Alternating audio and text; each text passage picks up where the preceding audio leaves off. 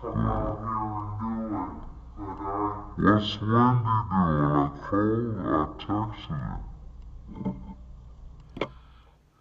Morning. Praise God. I had to tell y'all a story about the old man.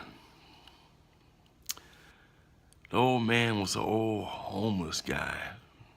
This little town, Midwest somewhere, Wyoming. He'd walk around this old town in tethered clothes. He was dirty, but he wasn't super dirty, but you knew he was outside. But he wasn't so dirty that you didn't want to touch him. He kept himself groomed and clean, but his clothes, he could have been a little more fashionable, so to speak. His hair was matted. It's kind of a light dark brown, and he had silver salt and pepper matted dreadlock hair, and he wore these old shoes. They're like the shoes of an old Harvard professor.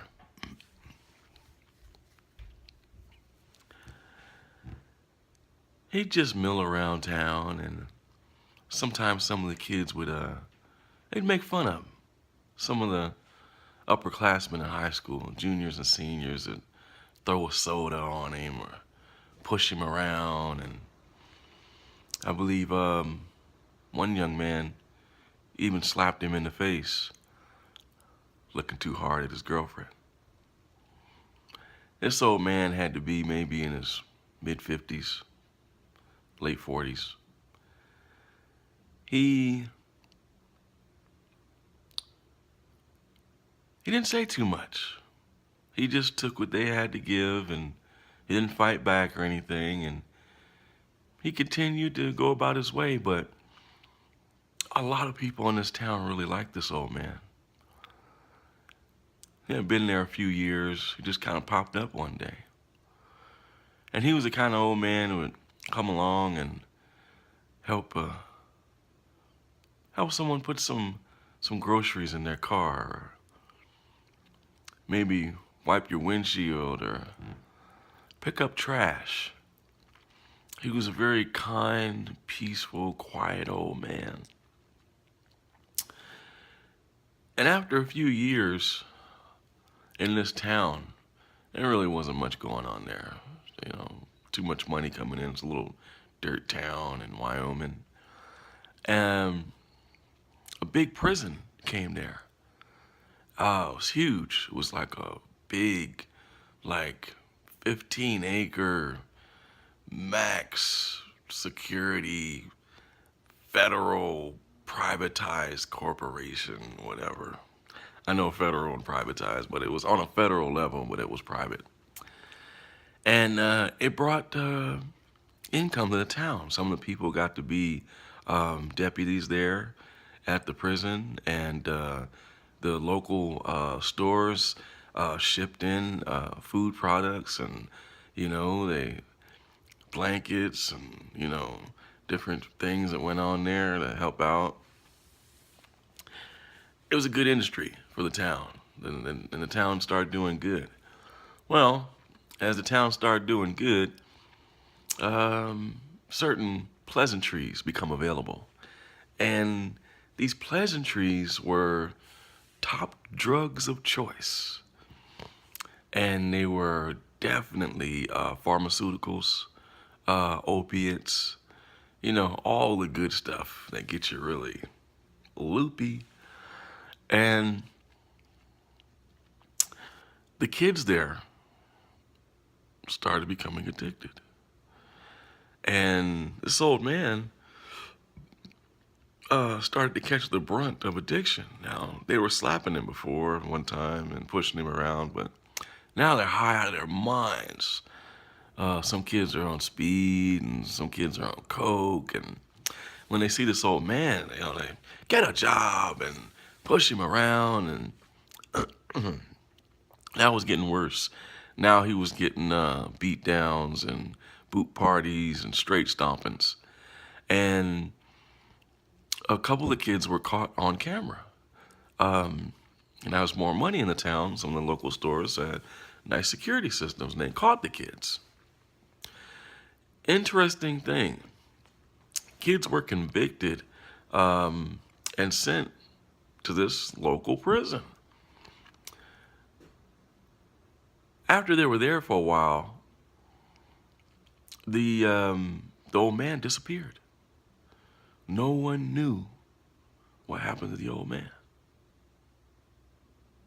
A few months went by, and all of a sudden, this clean, striking, strong, healthy, well-manicured, well-groomed, low haircut, mustache clean edged, everything just looking smooth, dressed like Dapper Dan, $10,000 suit, comes, striping through the town.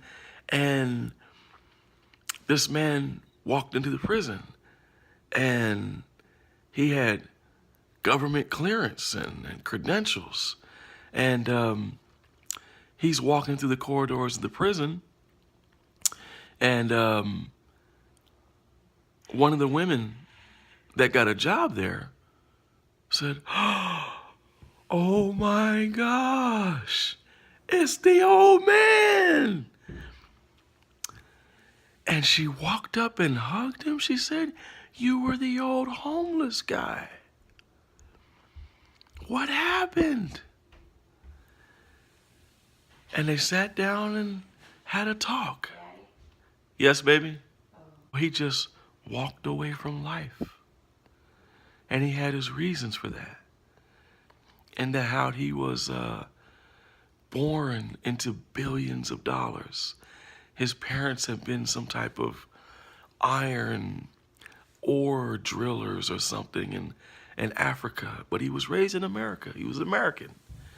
And they escaped their country with a lot of money and reinvested into the stock market and into America.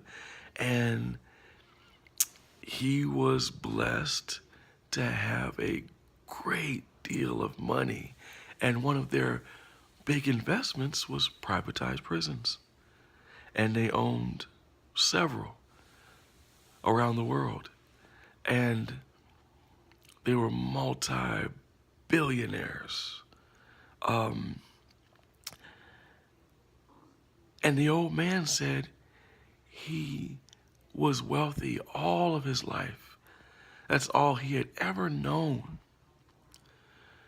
was wealth and maids and butlers and chauffeurs. And this is all he had ever known.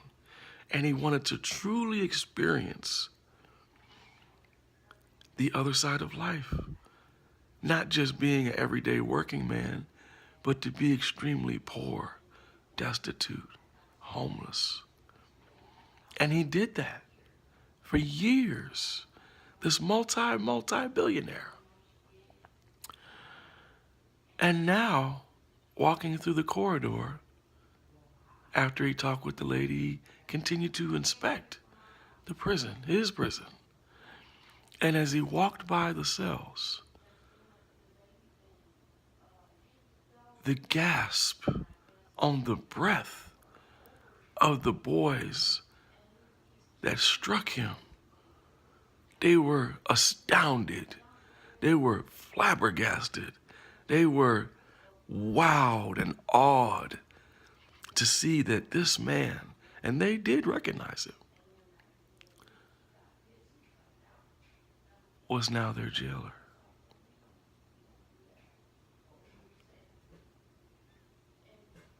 We never know who it is that we could be mistreating.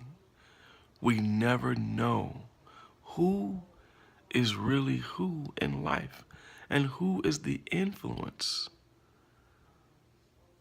of a situation that you could end up in.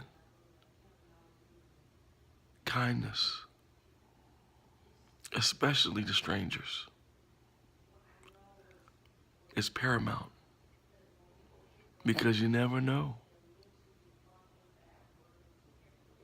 how roads may turn, chips may fall, and cookies may crumble.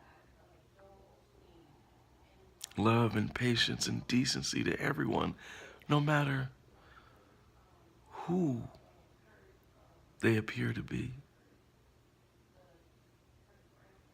Peace and blessings to you. Mark Melvin, storyteller. This is called The Old Man.